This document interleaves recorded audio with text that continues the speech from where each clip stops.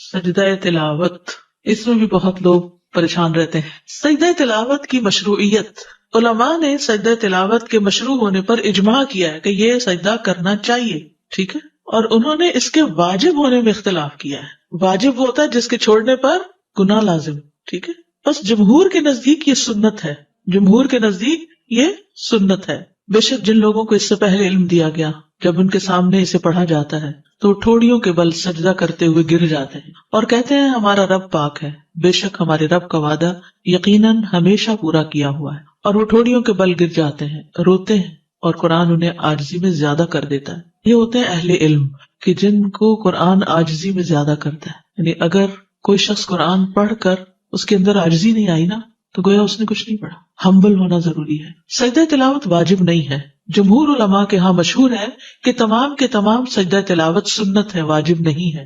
جو سجدہ تلاوت کرے تو ایسا کرنا صحیح ہے، اور جو سجدہ تلاوت نہ کرے تو اس کے ذمہ کچھ نہیں ہوگا، جیسے کہ عمر رضی اللہ عنہ سے یہ وارد ہوا ہے۔ عمر بن خطاب سے روایت ہے، انہوں نے جمعہ کے دن ممبر پر سورۃ النحل تلاوت فرمائی، جب آیت سجدہ پر پہنچے تو ممبر سے نیچے اترے، پھر سجدہ کیا، اور لوگوں نے بھی آپ کے ساتھ سجدہ کیا، یعنی سجدہ تلاوت، یہاں تک کہ جب اگلا جمعہ آیا تو آپ نے ممبر پر پھر اسی سورت کی تلاوت فرمائی۔ جب آیت سجدہ پر پہنچے تو فرمایا، اے لوگو، ہم آیت سجدہ پڑھ رہے ہیں، جس نے اس پر سجدہ کیا اس نے ٹھیک اور درست کام کیا، اور جس نے نہ کیا اس پر کوئی گناہ نہیں۔ تاہم عمر رضی اللہ عنہ نے سجدہ نہ کیا۔ وہ لوگوں کو سکھانا چاہتے تھے کہ اس میں آپشن ہے، جو کر سکتا ہے وہ کرے، جس نے نہیں کیا اس کو گناہگار نہ سمجھا جائے۔ سجدہ تلاوت سنت ہے۔ تلاوت کرتے ہوئے سجدے والی آیت آنے پر نبی صلی اللہ علیہ وسلم اور آپ کے صحابہ کرام کے نقش قدم پر چلتے ہوئے سجدہ تلاوت کرنا سنت ہے، اس لیے کہ آپ صلی اللہ علیہ وسلم اپنے صحابہ کے درمیان بیٹھ کر تلاوت کرتے، اور جب آپ ایسی آیت سے گزرتے جس میں سجدہ ہوتا تو آپ سجدہ کرتے اور صحابہ بھی آپ کے ساتھ سجدہ کرتے۔ سجدہ تلاوت کی اہمیت، نبی صلی اللہ علیہ وسلم اور صحابہ کا سجدہ تلاوت کا اہتمام کرنا۔ ابن عمر سے روایت ہے کہ نبی صلی اللہ علیہ وسلم قرآن کی قرات کرتے تھے، بس آپ اس سورت کی قرات کرتے جس میں سجدہ ہوتا تو آپ سجدہ کرتے اور ہم بھی آپ کے ساتھ سجدہ کرتے، حتیٰ کہ ہمیں سے بعض کو اپنی پیشانی رکھنے کے لیے بھی جگہ نہ ملتی، پورا کراؤڈ جو تھا وہ سجدے میں گر جاتا تو دوسرے کی پیٹھ پہ جیسے سجدہ ہوتا۔ پھر ابو رافع سے روایت ہے، انہوں نے کہا میں نے ابو ہریرہ کے ہمراہ نماز عشاء ادا کی، انہوں نے نماز میں اذا السماء انشقت کی قرات کی تو اس میں سجدہ کیا۔ میں نے کہا یہ کیا ہے؟ انہوں نے فرمایا میں نے ابو القاسم کے پیچھے سجدہ کیا صلی اللہ علیہ وسلم، اس لیے میں تو ہمیشہ اس میں سجدہ کرتا رہوں گا یہاں تک کہ آپ سے جا ملوں۔ سلف صالحین کا اہتمام۔ شعبی سے مروی ہے، انہوں نے کہا علماء سجدے کو مختصر کرنا ناپسند کرتے تھے، یعنی سجدہ تلاوت بھی پورے اذکار اور تسبیحات کے ساتھ ہونا چاہیے، یعنی جھپکا سا نہیں مارنا چاہیے بلکہ پورا تسبیح پڑھ کے ختم کرنا چاہیے۔ اور وہ اس بات کو بھی ناپسند کرتے تھے کہ جب وہ آیت سجدہ پر پہنچے تو وہ سجدہ کیے بغیر اس پر سے گزر جائیں۔ سورۃ نجم کے سجدہ تلاوت پر سب کا سجدہ کرنا۔ ابن عباس سے روایت ہے کہ نبی صلی اللہ علیہ وسلم نے سورہ نجم میں سجدہ کیا اور آپ کے ہمراہ اس وقت تمام مسلمانوں، مشرکین اور جن و انس نے سجدہ کیا۔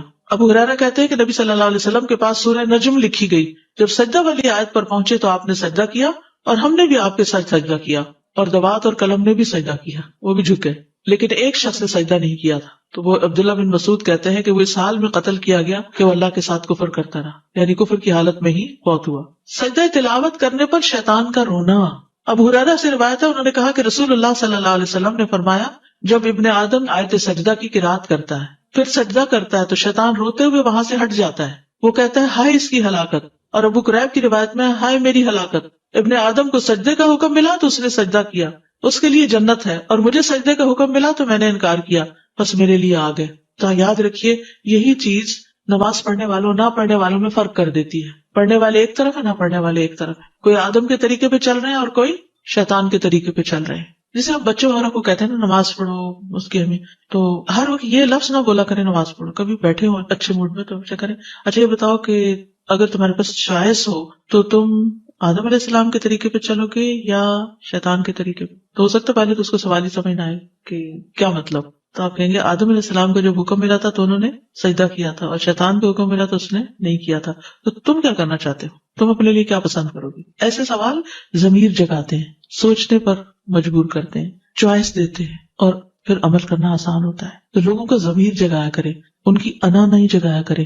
کسی بھی معاملے میں جب کسی کی انا جاگ پڑتی ہے نا تو اس کو پھر کنٹرول کرنا بڑا مشکل ہے، اس کو سمجھانا بڑا مشکل ہے، اور جب ضمیر جاگتا ہے تو لوگوں کے دل پگھلنے لگتے ہیں، پھر وہ اس کو لے لیتے ہیں اور اس کے لیے صرف حکم دینے کی بجائے اور آرگیو کرنے کی بجائے اور دلیل لانے کی بجائے اور بحث کرنے کی بجائے خیر خواہی کے ساتھ دل کی پوری سنجیدگی کے ساتھ سوال کیا تاکہ دوسرا بات سمجھ جائے. کیونکہ اصل ہمارا مقصد کیا ہے کہ یہ شخص مشکل سے بچ جائے کسی طرح, ورنہ ہمیں کیا لگے اس کی مرضی جو چاہے کرتا ہے, پر چین نہیں آتا نا, کیسے چھوڑ دیں.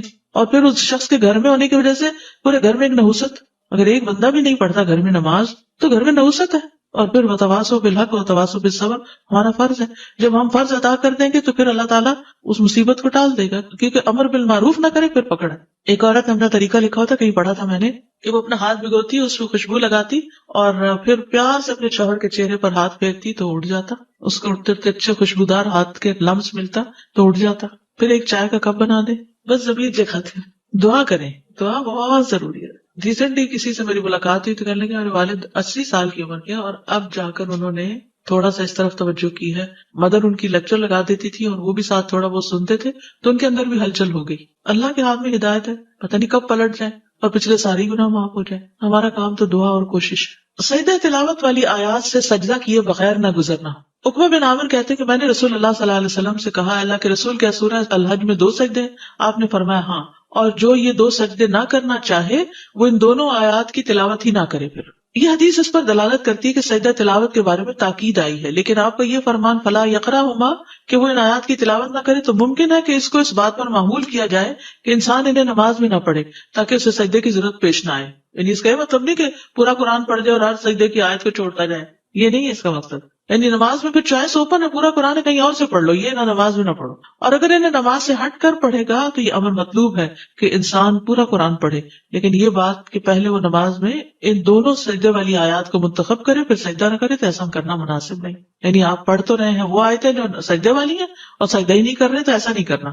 یا آپ کا مقصد یہ تھا کہ اس کی اہمیت بہت ہے اور اس میں تاخیر نہیں کرنی چاہیے. سجدہ تلاوت کا طریقہ. نمبر 1 طہارت. اس میں کوئی شک نہیں کہ زیادہ افضل یہی ہے کہ انسان وضو کر لے, یعنی وضو سے ہو. لیکن اگر وضو نہیں تو سجدہ نہ چھوڑے, سجدہ کر لے. سجدہ تلاوت کے لیے طہارت کی شرط نہیں لگائی جائے گی, کیونکہ انسان جنابت کے علاوہ تمام حالات میں قرآن پڑھ سکتا ہے, اور اگر سجدہ کی آیت آ جائے تو وہ سجدہ کرے گا, خواہ وہ طہارت کی حالت میں ہو یا نہ ہو. قبلہ رخ ہونا ممکن ہو تو قبلہ رخ ہو جائے, لیکن اگر مشقت ہو اس میں نہ ہو پائے تو جدھر بھی رخ ہو سجدہ کر سکتا ہے انسان. لیکن مسنون طریقہ یہی ہے کہ اگر ممکن ہو تو سجدہ تلاوت کے لیے قبلہ رخ ہوا جائے. امام زہری کہتے ہیں کہ اگر تم حالت اقامت میں سجدہ کرو, یعنی گھر پہ ہو, مسجد میں ہو, تو قبلے کی طرف رخ کر کے کرو, اور اگر تم سوار ہو تو پھر جدھر تمہارا رخ ہو اس میں تم پر کوئی مواخذہ نہیں. تکبیر کہنا. ابو قلابہ اور ابن سیرین سے مروی ہے, ان دونوں کا کہنا ہے کہ جب آدمی نماز کے علاوہ سجدہ تلاوت کرے گا تو اللہ اکبر کہے گا. ٹھیک ہے, آپ قرآن پڑھ رہے ہیں, پڑھتے پڑھتے آیت سجدہ آ گئی تو آپ کیا کریں گے, اللہ اکبر کہہ کے سجدے میں جائیں گے. لیکن بعد میں سلام کی ضرورت نہیں. جب سجدے سے سر اٹھائیں گے تو سلام نہیں کریں گے, اور یہ ایک ہی سجدہ ہے, 2 نہیں ہے. سجدہ سہو 2 سجدے ہیں, لیکن سجدہ تلاوت 1 سجدہ ہے. سجدہ تلاوت میں سلام کرنا مشروع نہیں. ابن تیمیہ کہتے ہیں سجدہ تلاوت اور سجدہ شکر کے بارے میں کسی ایک نے بھی نبی صلی اللہ علیہ وسلم یا صحابی سے یہ نقل نہیں کیا کہ ان میں سلام بھی ہوگا, اور نہ ہی صحابہ سلام پھیرتے تھے. ٹھیک, یہ ہے نماز کے باہر سجدہ تلاوت کا طریقہ. نماز کے اندر سجدہ تلاوت کا طریقہ. تکبیر کہہ کر سجدے میں جانا. سجدہ تلاوت میں جانے اور اٹھنے کے لیے تکبیر کہنا. مثلا آپ سورت اذا السماء انشقت پڑھی ہے تو سجدے والی جگہ پہ پہنچ کے آپ اللہ اکبر کہہ کے سیدھے نیچے چلے جائیں گے. سجدے میں رکوع نہیں کریں گے, ڈائریکٹ سجدہ کریں گے, اور جب سجدہ کر لیں گے تو اٹھتے ہوئے پھر کیا کہیں گے, اللہ اکبر کہیں گے. اگر سورت کے آخر میں سجدہ ہو, مثلا کون سی سورت, سورت علق, تو پھر کیا کریں گے. اگر سورت کے آخر میں سجدہ ہو اور مزید تلاوت نہ کرنی ہو تو پہلے سجدے کے لیے تکبیر کہی جائے گی, سجدہ تلاوت ادا ہوگا, پھر تکبیر کہہ کر اٹھا جائے گا, اور کھڑے ہو کر رکوع کے لیے تکبیر کہہ کے رکوع پہ جایا جائے گا. یعنی یہ سجدہ الگ کیا جائے گا اور پھر کھڑے ہو کے رکوع کر کے دوبارہ پھر وہ سجدے اور آگے نماز کنٹینیو کی جائے گی. واضح؟ اوکے. ابن عثیمین کہتے ہیں نماز میں سجدہ تلاوت بالکل اسی طرح ہے جیسے نماز میں عام سجدہ ہوتا ہے. کیسے ہے؟ جیسے عام سجدہ ہوتا ہے نماز کا, ویسے ہی سجدہ تلاوت ہے. نہیں سمجھ آئی؟ جیسے نماز کا سجدہ کرتے ہیں ویسے ہی سجدہ تلاوت ہوتا ہے. آپ سمجھ آ گئی؟ اوکے. یعنی سجدہ تلاوت میں جانے اور اٹھنے کے لیے تکبیر کہے, اور اس میں کوئی فرق نہیں کہ سجدہ تلاوت قرات کی آخری آیت میں آیا ہو اور اس کے بعد سورت ختم ہو گئی ہو یا قرات کے درمیان میں آؤ، جب بھی وہ سجدے میں جائے گا تکبیر کہہ کے ہی جائے گا. پھر جب رکوع کرنے لگے تو اس وقت رکوع کے لیے تکبیر کہے. یہاں 2 تکبیرات مسلسل کہنے پر کوئی حرج نہیں، کیونکہ ہر تکبیر کا سبب الگ الگ ہے. واضح. سجدہ تلاوت کی مسنون دعائیں. حضرت عائشہ سے مروی ہے، وہ کہتی ہے کہ رسول اللہ صلی اللہ علیہ وسلم رات کو قرآن کے سجدوں میں سجدہ کرتے ہوئے یہ دعا تکرار سے پڑھا کرتے تھے، ایک دفعہ نہیں کئی بار. سجد وجہی للذی خلقہ وشق سمعہ وبصرہ بحولہ وقوتہ، میرا چہرہ اس ذات کے لیے سجدہ ریز ہے جس نے اس کو پیدا کیا اور اپنی طاقت اور اپنی قوت سے اس کی سماعت اور اس کی بصارت بنائی. یعنی کان آنکھ اللہ نے اپنی قوت سے بنائے. ابو سعید خدری رضی اللہ عنہ سے مروی ہے کہ انہوں نے کہا میں نے خواب میں دیکھا گویا کہ میں درخت کے نیچے ہوں اور گویا کہ درخت سورۃ صاد پڑھ رہا ہے، یعنی اس سے آواز آ رہی تھی سورۃ صاد کی. پھر جب وہ آیت سجدہ پر آیا تو اس نے سجدہ کیا، درخت نے بھی، اور اپنے سجدے میں کہا اللہم اغفر لی بہا، اللہم حط انی بہا وزرا واحدث لی بہا شکرا وتقبلها منی کما تقبلت من عبدک داود سجدتہ. ٹھیک ہے، یہ تقبلتا ہے، اے اللہ اس سجدے کی وجہ سے مجھے بخش دے، اے اللہ اس کے ذریعے میرے بوجھ دور کر دے، یعنی زندگی کے جو بوجھ ہوتے ہیں نا وہ سجدوں سے دور ہوتے ہیں، اور میرے لیے اس کے ذریعے شکر نعمت پیدا کر دے اور اسے مجھ سے قبول فرما لے جیسا کہ تو نے اپنے بندے داؤد سے ان کا سجدہ قبول فرمایا تھا. قرآن مجید میں آتا نا وَخَرَّ رَاكِعًا وَأَنَابَ. تو میں رسول اللہ صلی اللہ علیہ وسلم کے پاس صبح کے وقت گیا اور آپ کو اس کی خبر دی کہ میں نے ایسا خواب دیکھا ہے. آپ نے فرمایا اے ابو سعید تم نے بھی سجدہ کیا؟ میں نے کہا نہیں. آپ نے فرمایا کہ تم درخت کی نسبت سجدہ کرنے کے زیادہ مستحق تھے. پھر رسول اللہ صلی اللہ علیہ وسلم نے سورۃ صاد کی تلاوت فرمائی. پس جب آپ آیت سجدہ پر آئے تو سجدے میں آپ نے وہی فرمایا جو درخت نے اپنے سجدے میں کہا تھا. نماز کے سجدے والی دعائیں پڑھنا، اگر یہ اوپر والی 2 دعائیں یاد نہیں تو جو نماز میں سجدے میں پڑھتے ہیں سبحان ربی الاعلی وہ بھی کافی ہے. سجدہ تلاوت دوسرے سجدوں کی طرح ہی ہے، اور نبی صلی اللہ علیہ وسلم نے اللہ کے اس فرمان سبح اسم ربک الاعلی کے متعلق فرمایا ہے کہ اسے اپنے سجدوں میں پڑھا کرو. تو اس پر ہم کہتے ہیں کہ جب انسان سجدہ تلاوت کرے تو وہ کہے سبحان ربی الاعلی، سبحانک اللہم ربنا وبحمدک اللہم اغفر لی، اللہم لک سجدت وبک آمنت ولک اسلمت، سجد وجہی للذی خلقہ وصورہ وشق سمعہ وبصرہ بحولہ وقوتہ، اللہم اکتب لی بہا اجرا وحط انی بہا وزرا واجعلها لی عندک ذخرا وتقبلها منی کما تقبلتها من عبدک داود. تو اگر انسان اس کے علاوہ کوئی دعا پڑھے جب اسے یہ حفظ نہ ہو تو کوئی حرج نہیں. جیسے سجدہ تلاوت کوئی پڑھی یا کوئی بھی سورہ پڑھی جس میں آخر میں سجدہ ہے اور پھر سجدہ کیا اور پھر اٹھ کے سورہ شروع کر دی، جی کوئی حرج نہیں، ٹھیک ہے، ایسا بھی کر سکتے ہیں. مکروہ ٹائم پر کر سکتے ہیں سجدہ تلاوت، مکروہ ٹائم جیسے فجر کی نماز کے بعد. جی یہ سبب کا سجدہ ہے نا. السلام علیکم استاذ، اس کا مطلب ہے کہ نماز میں اگر سجدہ تلاوت آ جائے تو وہ نہیں چھوڑ سکتے، وہ کرنا ہی کرنا ہے ہر صورت میں. جی کرنا چاہیے، چھوڑنا نہیں چاہیے. اس لیے آپ نے دیکھا کہ رمضان میں ہمیشہ امام کرتے ہیں، کسی بھی مسلک کسی بھی مسجد کہیں بھی چلے جائیں سبھی کرتے ہیں اپنی تلاوت اگر کر رہے ہیں. جی افضل یہی ہے، کرنا ہی چاہیے، اللہ کہ کوئی مجبوری ہو جائے. اگر ٹیپ ریکارڈر چل رہا ہو، آڈیو چل رہی ہو کہیں تو بس جھک جائیے، لیکن یہ کہ اگر نہ جھکے تو کوئی حرج نہیں ہے. اس میں کہتے ہیں کہ تلاوت کرنے والا جھکے تو آپ جھکے. تو اب اس میں شک ہے کہ جب وہ تلاوت کر رہا تھا وہ جھکا تھا کہ نہیں. اگر وہ جھکا تھا تو ہمیں بھی جھک جانا چاہیے. 10 دفعہ پڑھے ایک ہی سجدہ ہوگا. جی آپ یقین کریں کہ بیچ میں تلاوت بریک کر کے اس وقت جھک جانا اچھا لگتا ہے. جی فریش بھی ہو جاتے. جیسے آپ نے دیکھا ہوگا ابھی نماز پڑھنے کے بعد آپ کی کیفیت ایک دم پھر اچھی ہوگی، پڑھتے پڑھتے تھک جاتے، پھر بیچ میں نماز آئی، نماز پڑھی، پھر فریش ہو گیا مائنڈ. تو ایسی سجدہ تلاوت بھی تلاوت کرتے کرتے انسان ذرا نیند میں آنے لگتا ہے، پھر سجدہ کرتا ہے تو پھر ذرا فریش ہو جاتا ہے. بلڈ فلو ایگزیکٹلی سجدے میں جاتے ہوئے بلڈ فلو جو ہے وہ برین میں چلا جاتا ہے تو آپ اس میں فریش ہو جاتے تھے. السلام علیکم استاد، میں نے کچھ لوگوں کو دیکھا ہے جو سجدہ تلاوت پڑھتے ہیں تو قرآن پہ ہی سجدہ کر لیتے ہیں، ایسا کرنا ہے نہیں، اس قرآن پہ سجدہ قرآن پہ سر رکھ لیے، ماتھا اپنا رکھ لیتے ہیں پڑھتے پڑھتے، یہ صحیح نہیں ہے. بہت شدید ضرورت کے علاوہ خواہ مخواہ کچھ چیزیں قرآن کے اوپر نہیں رکھنی، اس کو ایک طرف رکھتے ہیں آپ. آیت جب پوری ہو جائے پھر کرنا بہتر ہے. اس کی کوئی دلیل نہیں ملتی 14 اکٹھے کرنے کی، حالانکہ 15 سجدے ہیں، یہ بھی یاد رکھیں. اچھا وہ جو لوگ قرآن خوانی کرواتے ہیں کہ آپ قرآن پڑھ دیں ہم سجدے کم کر دیں گے، بس ایک جب نئی چیز خود ایجاد کی تو پھر سارا دین شروع ہو گیا نا، پھر تو حد ہی ختم ہو گئی. ہر چیز اپنے ہاتھ میں لے لی. میں بچوں کو قرآن پڑھاتی ہوں تو عموماً ان کو پڑھاتے پڑھاتے بار بار وہ آیت سجدے والی پڑھانی پڑتی ہے، پھر وہ بچے بھی پڑھتے ہیں تو ہم سرکل میں بیٹھے ہو، پھر اس صورت میں کیا کروں؟ بس آخر میں ایک سجدہ سب کر کے اٹھ جائے. ٹھیک، تو اس کے لیے بچے آگے بیٹھے ہو کوئی حرج نہیں، اس میں نماز والی شرائط نہیں ہے. ٹھیک، جتنی ہو سکے اتنا تو بہت اچھا ہے، لیکن اگر نہیں ہو سکتی تو بھی کر لینا.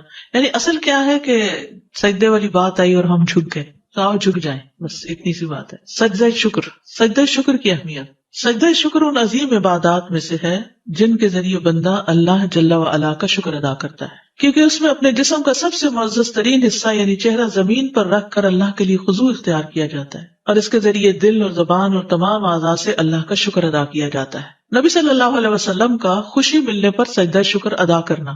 ابو بکرہ سے مروی ہے کہ نبی صلی اللہ علیہ وسلم سے روایت کرتے ہیں کہ جب آپ کے پاس کوئی خوشی والی خبر آتی یا آپ کو کسی بات کی خوشخبری دی جاتی تو آپ فوراً اللہ کا شکر ادا کرنے کے لیے سجدے میں گر پڑتے. ہم نے زندگی میں کتنی دفعہ ایسا کیا، کتنی ہی گڈ نیوز سنی ہوگی، کتنی خوشخبریاں سنی ہوگی، کبھی بچے کی ولادت کی، کبھی کسی بچے کی کامیابی کی، کبھی کسی کی شادی کی، لیکن ہم خوشی کا اظہار عموماً اللہ کی نافرمانی سے کرتے ہیں، جبکہ خوشی کا اظہار اللہ کی فرمانبرداری سے اور اس طریقے اور اس کام سے کرنا چاہیے جو انسان کو اللہ کے قریب کر دیتا ہے. نبی صلی اللہ علیہ وسلم کا ایک موقع پر لمبا سجدہ شکر ادا کرنا.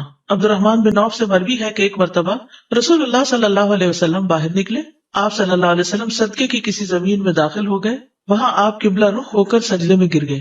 صدقے کی کسی زمین میں داخل ہوئے، وہاں قبلہ رخ ہو کر سجدے میں چلے گئے. اتنا طویل سجدہ کیا کہ مجھے اندیشہ ہونے لگا کہ اللہ عز و جل نے آپ کی روح قبض کر لی ہے. کبھی آپ ہی یہ کر کے دیکھیں، کوئی نعمت یاد کر کے بس لمبا، جو آج تک لمبا نہ کیا ہو اتنا. ہمارے میں ویسے اسٹیمنا ہی نہیں. میں نے یہ تجربہ کرنے کی کوشش کی تو سانس ہی اتنا بھول گیا کہ مشکل ہوئی، کیونکہ ہمارے عام سجدے بھی اتنے لمبے نہیں ہیں. لیکن کریے گا ضرور انشاءاللہ. اس بات میں شکر کہ اللہ تعالیٰ نے ہمیں سجدہ صاحب کا طریقہ سکھا دیا، یہ سجدہ شکر ہے. وہاں آپ قبلہ رخ ہو کر سجدے میں گر گئے اور اتنا طویل سجدہ کیا کہ مجھے اندیشہ ہونے لگا کہ اللہ عز و جل نے آپ کی روح قبض کر لی ہے. میں دیکھنے کے لیے آپ سے قریب ہو کر بیٹھ گیا تو آپ نے اپنا سر اٹھا کر فرمایا کون ہے؟ میں نے عرض کیا عبد الرحمن ہوں. آپ نے فرمایا کیا ہوا؟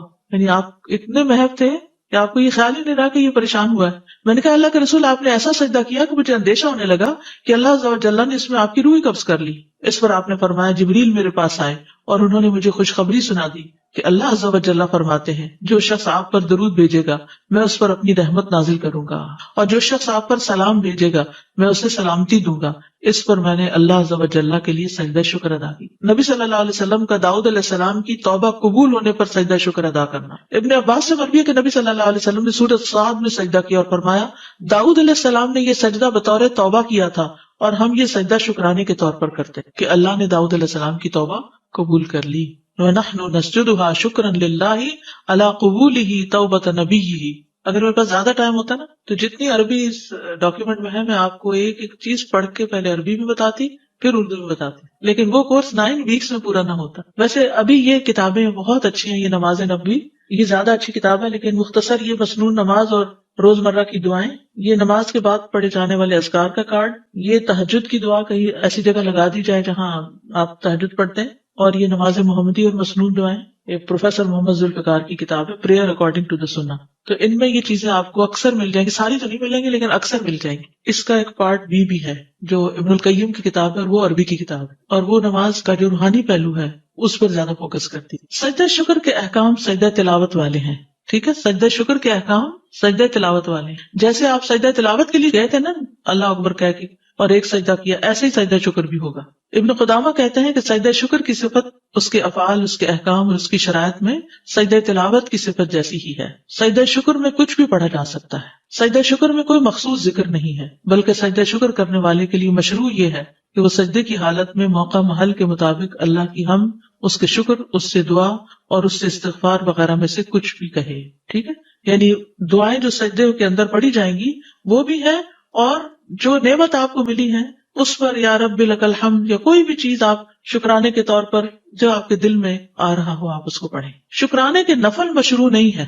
ٹھیک ہے، ہم کہتے ہیں ہم شکرانے کے 2 گانا پڑھتے ہیں، شکرانے کے نفل نہیں ہے. شیخ ابن عثیمین کہتے ہیں میرے علم کے مطابق سنت میں کوئی بھی نماز صلاۃ الشکر کے نام سے نہیں ہے، البتہ حدیث میں سجدے کا ذکر ہے جسے سجدہ شکر کہتے ہیں. ایک اور جگہ یہ بھی کہا گیا کہ شکر کے لیے قیام اور رکوع پر مشتمل نماز نہیں ہے بلکہ شکرانے کے لیے صرف سجدہ شکر ہے. تو مسلمان کے لیے مشروع ہے کہ جب اسے کوئی خوشی والی بات پہنچے تو وہ اللہ کا شکر ادا کرتے ہوئے سجدہ کرے. بس جہاں تک صلاۃ الشکر کی بات ہے اس کی کوئی اصل نہیں. مشروع مطلب پرسکرائبڈ. دیکھیے ویسے آپ نفل پڑھتے رہیے، ساری عبادت ہی شکر ہے اصل میں. جیسے روزہ رکھتے ہیں یا کچھ بھی، تو یہ اصل میں ہم شکر ہی ادا کر رہے ہوتے ہیں اللہ کی نعمتوں کا. پھر خود سے بنانا کوئی بھی چیز بدعت بن جاتی ہے نا، کہ کسی کو پابند کرنا یا خود، تو اس لیے آسانی کر دی اللہ نے، صرف سجدہ کر لو، بات اتنی بھی کافی ہے، تو اتنا ہی کرتے رہے. آپ دیکھیے بعض اوقات نماز پڑھنے میں سستی ہو جاتی ہے، سجدہ کرنے میں کتنی دیر لگے گی. جہاں بیٹھے ہیں کوئی قبلے کے رخ کی پابندی نہیں، کچھ نہیں. وہیں اگر آپ سفر میں ہیں، راستے میں ہی فون آ گیا اور آپ نے سن لیا، تو ادھر ہی بیٹھے بیٹھے جھک جائیں. رفع یدین ہوگا سجدہ شکر اور دیکھیے سجدے میں رفع یدین ہے ہی نہیں. نہیں، جب ہم تلاوت کر رہے ہیں کیا نماز کے اندر تو ویسے ہی ہے نا، وہ تو ہے لیکن اس کے بغیر نہیں ہے. وہ تو نیچے جا رہے ہیں تو اس وجہ سے. اچھی خبر ملے تو میں فوراً کہہ دیتی ہوں الحمدللہ، شکر الحمدللہ. تو اس کے بعد اگر میرا بہت زیادہ دل چاہتا ہے کہ میں واقعی اور اپریشیٹ کروں تو نماز کے بعد بھی میں 2 نفل پڑھ لیا کرتی تھی. نفل نہیں پڑھے، بس سجدے کر لیں. سجدے کر لیں، وہ کسی وقت بھی کر سکتے ہیں اور کہیں پہ بھی کر سکتے خبر ہیں. ملتے ہی کرنا افضل ہے، ورنہ جس وقت یاد آئے اس وقت بھی مگر کریں. ایک دم فوراً منہ سے تو نکلتا ہے یا اللہ تیرا شکر ہے. ہاں تو ساتھ جھک بھی جائے تو اور زیادہ اچھا ہے. السلام علیکم. وعلیکم السلام. کیا ہر نماز میں بھی ہم آفٹر فرض نماز کے بعد بھی سجدہ شکر کے لیے کر سکتے ہیں؟ اس کا کیا مطلب؟ دیکھیے سجدہ شکر نبی صلی اللہ علیہ وسلم کی سنت یہی ہے کہ جب آپ کو کوئی خوشخبری ملی، ٹھیک ہے، تو اگر آپ کو ہر نماز کے پہلے کوئی خوشخبری ملی ہوتی ہے تو آپ کر لیجیے، کیونکہ ابھی جو ہم نے نماز پڑھی وہ بھی تو شکر ہی تھا نا. میں نے آپ سے پوچھنا تھا کہ سجدہ کرنے کے لیے ضروری ہے کہ قبلے کی ڈائریکشن ہی ہو یا آپ جہاں پہ جس جگہ بھی بیٹھے ہیں. دیکھیے جو میں نے عرض کیا نا کہ سجدہ شکر سجدہ تلاوت ہی کی طرح ہے، اس میں قبلے کی ڈائریکشن اگر ہو تو بہت اچھا ہے، نہ ہو تب بھی خیر ہے. ویسے تو آپ نے بھی کہا کہ مطلب فرض نماز کے بعد سجدہ، لیکن مطلب کبھی یہ ہوتا ہے جیسے اپنی کوئی بات کہنی ہے اللہ سے اور شکر کرنا ہے یا کچھ بھی کر لے. سجدے کے لیے وضو کرنا ضروری ہے؟ نہیں، ہو تو افضل ہے، نہ ہو تو کوئی بات نہیں. جیسے قرآن پڑھنے کے لیے ہو تو افضل ہے، نہیں تو کوئی بات نہیں. اور نماز کوئی بھی پڑھ سکتے ہیں، حاجات ہے یا جو بھی ہے کچھ، اس میں تو خالی شکر کی نماز شکرانہ پڑھ لے نہیں ہے، پورے دن جیسے کوئی نہیں ہے، خالی نوافل پڑھتے رہے. صلاۃ التوبہ ہے، صلاۃ الشکر کوئی نہیں ہے. ٹھیک ہے، پیریڈز میں سجدہ شکر جنابت کی حالت میں نہیں کرنا، اور سجدہ تلاوت پیریڈ بھی، جنابت ہی کی ایک طرح سے حالت. اور سجدہ تلاوت بھی نہیں، وہ تو نبی صلی اللہ علیہ وسلم کو جب کوئی مشکل آتی تھی تو وہ نماز کی طرف دوڑتے تھے، تو وہ صلاۃ الحاجت ہی ہو گئی. اور وہ جو آتا ہے نا وَاسْتَعِینُوا بِالصَّبْرِ وَالصَّلَاةِ، تو وہ بھی آ جاتا ہے اس میں. السلام علیکم. میں ہر روز شکرانے کے نفل ادا کرتی تو کیا ان کو ویسے ہی ادا کر لیں، اچھا. وہ شکرانہ ہی قرار پائے گا، لیکن کوئی ایسی نماز ہے نہیں. اچھا ویسے نفل چھوڑے نہیں، دہا کے وقت چاش کے وقت پڑھا کریں. جی. اور اس کے بعد اگر کوئی انسان بیٹھ کے استغفار کرتا ہے، خاص طور پر یہ دعا، اگر کوئی آپ کی زندگی میں پریشانی ہے نا تو یہ نسخہ کر کے دیکھیں. یعنی دعا یا اشراق کی نماز کے بعد ادھر ہی بیٹھے ہوئے 100 دفعہ پڑھیں رب اغفر لی وتب علی انک انت التواب الغفور. ٹھیک ہے، رب اغفر لی وتب علی، اللہ مجھے معاف کر دے اور مجھ پہ مہربان ہو جا. انک انت التواب الغفور، تو تواب بھی ہے اور غفور بھی ہے. ساتھ جیسے آپ فجر کی نماز پڑھ کے ہم ادھر ہی بیٹھے رہتے ہیں، آپ کہتے ہیں ذکر کریں، تو پھر وہ اشراق کے 2 نفل پڑھ کے جی. آپ اٹھ جائیں، تو پھر ہمیں چاش کی نماز دوبارہ پڑھنی ہوگی 10 بجے جو چاش کے 4 نفل ہیں؟ پڑھ سکتے ہیں دوبارہ، اگر نہ پڑھنا چاہے تو یہ ایک دفعہ پڑھی ہوئی کافی ہے. کافی. یہ بھی سجدہ تلاوت کی طرح سبب کا سجدہ ہوگا، اور اس میں بھی اللہ اکبر کہہ کے سجدہ کرنا ہے. اٹھتے ہوئے نہیں اللہ اکبر کہنا، صرف جاتے ہوئے. تو پھر جب سجدہ تلاوت کریں گے نماز کے علاوہ تو اس میں بھی جاتے ہوئے اللہ اکبر کہنا ہے، لیکن اٹھتے ہوئے نہیں. ہاں ان سجدوں میں اپنی لینگویج میں باتیں کر سکتے ہیں. یعنی جیسے آپ فجر کی نماز پڑھی، بیٹھے رہے تلاوت کر رہے ہیں، ذکر اذکار کر رہے ہیں، سورج بلند ہو گیا، پھر آپ 2 نفل پڑھتے ہیں، پھر بیٹھ کے یہ دعا کرتے ہیں، کیونکہ یہ بڑا قیمتی وقت ہوتا ہے.